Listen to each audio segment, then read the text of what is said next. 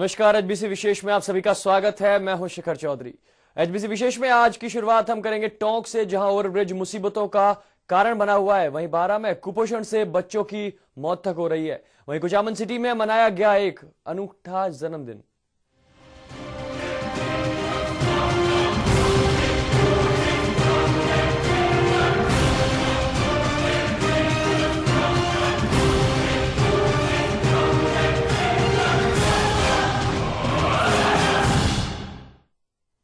तो सरकारी नुमाइंदों द्वारा बड़ी परियोजना में बरती जाने वाली लापरवाही जहां कई बार जन आंदोलनों को खड़ा कर देती है, तो कई बार आम जनता के लिए बड़ी मुसीबतों का कारण भी बन जाती है। टोंक के निवाई में बाईपास पर बना ओवरब्रिज भी मुसीबतों का ब्रिज साबित हो रहा है। पेश एक विशेष रिपोर्ट।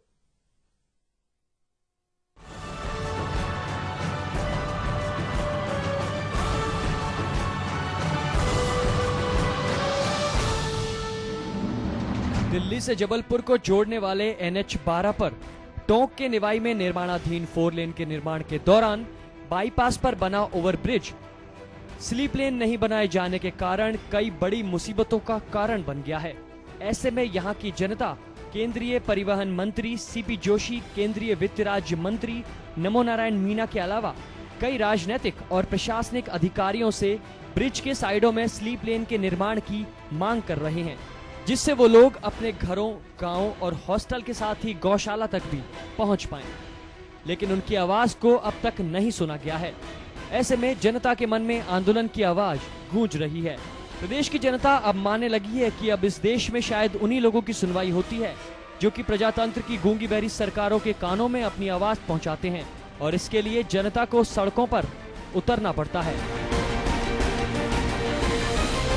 यहाँ पे पुल के बनने से बहुत सारी समस्याएं पैदा हो गई हैं। साइड में हमारी गौशाला है। गौशाला में जाने के लिए एक तो यहाँ पे भूसा लाने के लिए ट्रकों की जरूरत पड़ती है।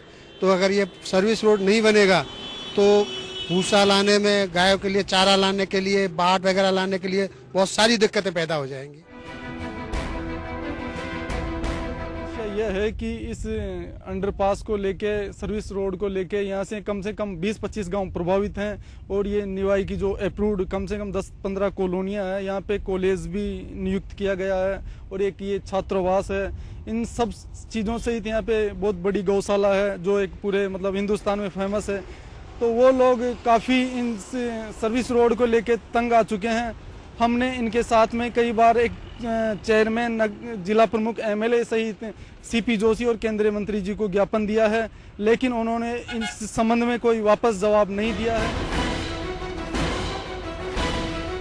नेशनल हाईवे अथॉरिटी ने 4 लेन के निर्माण के दौरान निवाई बाईपास पर संत आशाराम गौशाला के पास ओवरब्रिज तो बना दिया, लेकिन लगभग 30 गांव के लोगों और दर्जनों कॉलोनियों के लोगों के बारे में ना तो सोचा गया, और ब्रिज के नीचे ही मौजूद SC/ST छात्रावास के साथ ही गौशाला में पल रही 1000 गायों के सड़क पार करने और उन तक चारा पहुंचाने के लिए सारे विकल्प को भी खत्म कर दिया गया। वहीं हाईवे में बनाया गया ये ओवरब्रिज अब मुसीबतों का ब्रिज बनकर रह गया है। क्या कहते हैं आम जनता के साथ छात्रावास के विद्यार्थी, आइए सुनाते हैं आपको। समस्या आ रही कि हमारे हॉस्टल के आगे हाईवे तो बन चुका है, लेकिन इसके नीचे जाने का रास्ता नहीं है, और बरसात में तो बहुत भर जाता है पानी, हमें जाने के लिए तकलीफ होती है। सर क्या करना पड़ता है ऐसे में? हम किसी भी तरह से निकल जाते हैं, लेकिन पानी में ऐसे भीगते भीगते निकलते हैं, बहुत तकलीफ आती है। जो नहीं दिया गया है वो बहुत बड़ी समस्या है। एक तो गौशाला के लिए जो आगे कॉलोनियां जा रही हैं, या जैसे मान लो इधर से इस कॉलोनी से कोई भी एंट्री मारता है तो इसको ऊपर होकर आना पड़ता है। तो सर्विस लाइन बहुत जरूरी है। तो गौशाला के लिए आगे जो बहुत सारे गांव जा रहे हैं, बहुत सारे टाउनशिप है, बाहर की भी टाउनशिप है, वो बहुत परेशान होते हैं। एक और आवागमन का रास्ता नहीं बनने से गांव वाले परेशान हैं, तो दूसरी ओर गौशाला का प्रबंधन भी राजनीतिक नेताओं से गौशाला की गायों की रक्षा और देखभाल के लिए गुहार लगा रहा है। वहीं गौशाला प्रबंधन की मांग है कि किसी भी तरीके से 4 लेन पर ब्रिज के दोनों तरफ स्लीप लेन बन जाए। ऐसे में अब देखना यह होगा कि मंत्रियों और अधिकारियों के आश्वासन क्या रंग ला पाते हैं, या फिर जनता को अपनी मांगे मनवाने के लिए सड़क पर उतरने का सहारा लेना पड़ेगा। HBC न्यूज के लिए टोंक से रवि टेलर की रिपोर्ट।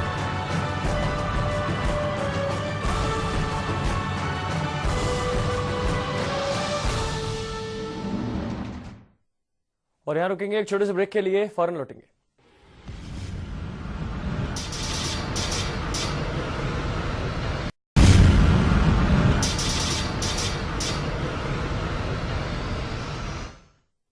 और ब्रेक के बाद आप सभी का स्वागत है। बारां जिले में 4 बालकों की कुपोषण से हुई मौत के बाद अब यहां राजनीति गर्मा गई है। सरकार और प्रशासन जहां हालातों पर नियंत्रण के प्रयास कर रही है, तो वहीं भाजपा इसे राजनीतिक रंग देने की कोशिश कर रही है।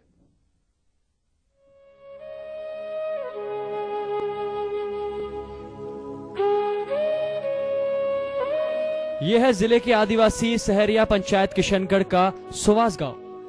यहां वर्ष 2005 में भूख और कुपोषण से मौतों के बाद तत्कालीन मुख्यमंत्री रहे अशोक गहलोत और सोनिया गांधी को हालातों का जायजा लेने पहुंचना पड़ा था। सुवास गांव पिछले एक सप्ताह में कुपोषण से हुई 2 मौतों के बाद एक बार फिर सुर्खियों में आ गया है। मौत को लेकर राजनीतिक तूल देने का यहां पर प्रयास किया जा रहा है। पूर्व विधायक हेमराज मीणा के नेतृत्व में भाजपा नेताओं की टीम ने सुवास गांव पहुंचकर वहां के हालातों का जायजा लिया। यहाँ पिछले 4 महीने से 2 रुपए किलो तथा निशुल्क मिलने वाला गेहूं भी गरीब सहरिया परिवारों को नहीं मिल पा रहा है और आंगनबाड़ी कार्यकर्ता और एएनएम यहाँ पर नहीं पहुँच रही। पूर्व विधायक ने क्षेत्रीय विधायक और प्रशासन पर कई आरोप भी लगाए हैं। इधर 12 अटरू के विधायक रहे मदन दिलावर घर बैठे सरकार और प्रशासन पर हमला करने का कोई भी मौका नहीं छोड़ते। दिलावर ने बच्चों की मौतों के मामले में जिला कलेक्टर को बताया कि जिले में कुपोषण पर सरकारी योजनाओं के होने के बावजूद 30,000 बच्चे कुपोषित तथा 8,000 बच्चे अति कुपोषित हैं, जिनके स्वास्थ्य को लेकर सरकार और प्रशासन के पास कोई ठोस योजना ही नहीं है। कोई डॉक्टर सेवा भी नहीं आवे, कभी 12 ले चलो मत ले चलो, सूकर फांपरा हो गई, नर्स भी नहीं आई, आंगनबाड़ी भी नहीं आई भाई। ना आंगनबाड़ी आड़ी ने भी नहीं कही भाई 12 ले चलो मत ले चलो। आंगनबाड़ी आड़ी ने किया हम किराया दे था को किराया दिन का भी किराया दे, मार माँ को भी किराया दे, मैं कहाँ से देगा। वगैरह यहाँ आती नहीं है, ये केवल एक डॉक्टर लगा रखा है जैनम भीमवाल, उसके अलावा कोई भी नहीं हो रही है। और अपने चंद्रपुरा में जो सब सेंटर है अस्पताल खुला हुआ है, नया बना था, उसमें भी गांव वालों ने भूसा पर रखा है। उसकी भी कई बार पेपरबाजी भी की, कई बार शिकायतें की, लेकिन आज दिन तक प्रशासन से खाली नहीं। सरकार भी बदल गई, उसके बाद में 4 साल से शहरों की किसी ने खोज खबर ही नहीं ली। अब अभी पूछने से पता लग रहा है, मेरे को पता लगा था कि यहाँ 3 डेथ हो गई, 2 तो हो गई सुवास में, 1 करीरिया में। तो मैं भी यहाँ आया हूँ, यहाँ इसलिए आया तो पता लगा कि यहाँ तो न कोई चिकित्सा की व्यवस्था है, न कोई नर्स आती है, न कोई आंगनबाड़ी आती है, न कोई देखने वाला। 30,000 बच्चे कुपोषण के शिकार हैं, जिसमें से 26,000 समथिंग लोग कुपोषण के हैं, 881 बच्चे अति कुपोषण हैं, और जो कलेक्टर साहब के शब्दों में कहूँ तो जिनके ऑर्गन खराब हो गए हैं और वो अंतिम अवस्था में कभी भी सारे के सारे मर सकते हैं, वो 1900 से ज्यादा बच्चे हैं। हालांकि प्रशासन ने चिकित्सा टीमों को मौके पर रवाना करके हालातों को काबू में करने का प्रयास किया है, लेकिन अब देखना यह होगा कि पिछले 1 सप्ताह से सुर्खियों में चल रहे सुवास गांव को लेकर फिर राजनीति कितनी गर्मा पाती है। इसे लेकर भाजपा आक्रामक है तो कांग्रेस और प्रशासन अब बचाव की मुद्रा में।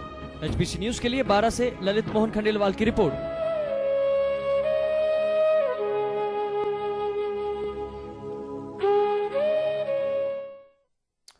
और ज्यादा जानकारी के लिए रुख करते हैं 12 संवाददाता ललित खंडेलवाल का। ललित, जानना चाहेंगे आपसे कि आखिर प्रशासन की जिस तरीके की योजनाएं चला रखी हैं, उसके बावजूद भी यहां पर इतनी तमाम चीजें हैं, कुपोषण के लोग शिकार हो रहे हैं, आखिर प्रशासन इस ओर कोई ध्यान क्यों नहीं दे रहा है? शिशिर में अपनी बात कहने के पहले एक बात स्पष्ट कर देना चाहता हूँ जी। ये बारां जिले का किशनगंज शाहबाद वो क्षेत्र है जहाँ वर्ष 2003 में तथा 2005 में कुपोषण व भूख से हुई मौतों के बाद ये पूरा क्षेत्र देश विदेश के मीडिया की सुर्खियों पर पहुंच गया था जी। तत्कालीन मुख्यमंत्री रहे अशोक गहलोत, उसके बाद फिर शासन परिवर्तन के बाद श्रीमती वसुंधरा राजे के शासन काल में भी इस क्षेत्र में 2 बार हुई भूख और कुपोषण से मौतों के बाद सरकार ने मुख्य रूप से इस क्षेत्र की ओर अपना ध्यान देना शुरू किया। शहरी आदिवासी बहुल्य क्षेत्र जहाँ कुपोषण से मौतें होना स्वाभाविक है, राज्य सरकार द्वारा कई योजनाएं चलाई जा रही है, लेकिन ये कहने में भी कोई अतिशयोक्त नहीं है कि योजनाओं की ईमानदारी से क्रियान्वित नहीं होने के कारण आज भी किशनगंज शाहबाद के चाहे सुहास हो, चाहे ब्रह्मपुरा हो, चाहे अन्य कोई गांव हो, वह हालात जस के तस हैं। नीम हकीमों के जिम्मे पूरा एरिया छोड़ रखा है। सरकारी जो एनएम चिकित्सा अधिकारी है वह कभी इस क्षेत्र में जाकर नहीं देखते हैं। यही कारण है कि बार बार ये क्षेत्र फिर भूख और कुपोषण से लगातार सुर्खियों में आता रहता है। ललित, बड़ी बात देखने वाली यह है कि जिस तरीके से यहाँ पर संख्या बढ़ रही है कुपोषण की और अति कुपोषण की, क्या लगता है सरकार जब यहाँ पर किसी तरह की मृत्यु हो जाती है कुपोषण से उसके बाद जागती है?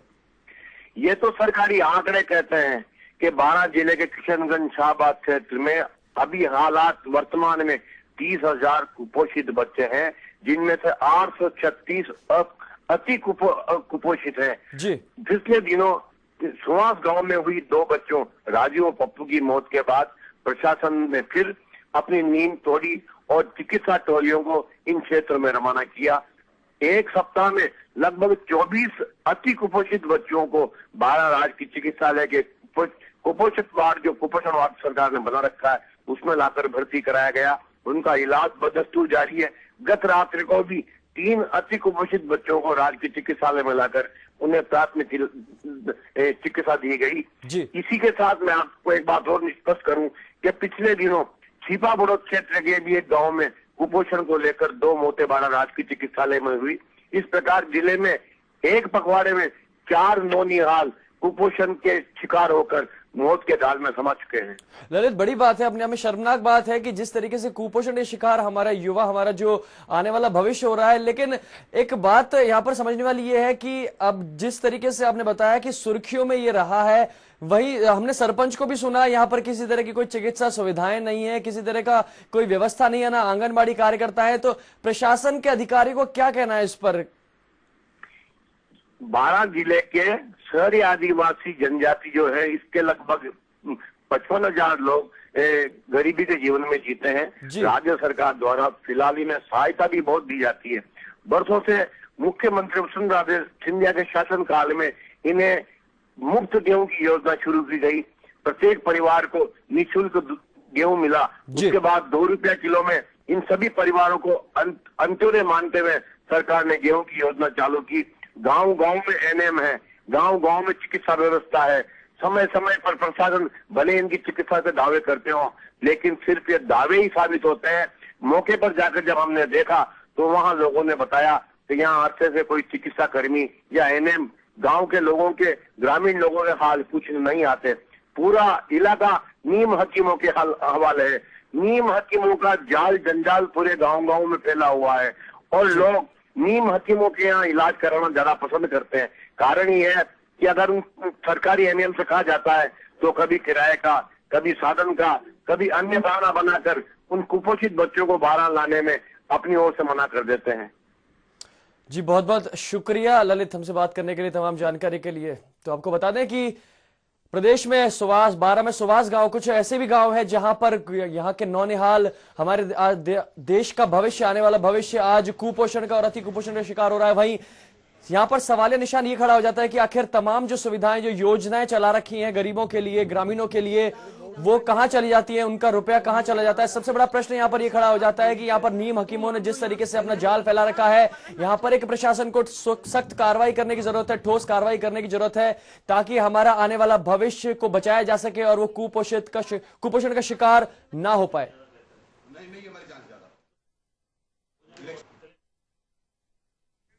और यहाँ रुकते हैं एक और छोटे से ब्रेक के लिए, जल्द लौटेंगे।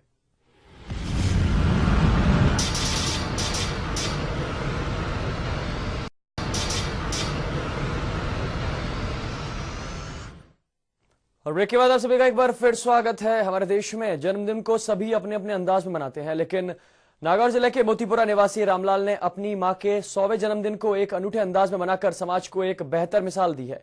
रामलाल की मां के जन्मदिन की खुशी मनाने का ये तरीका न केवल पर्यावरण संरक्षण के लिए अनूठा है, बल्कि ये आने वाली पीढ़ी को पर्यावरण संरक्षण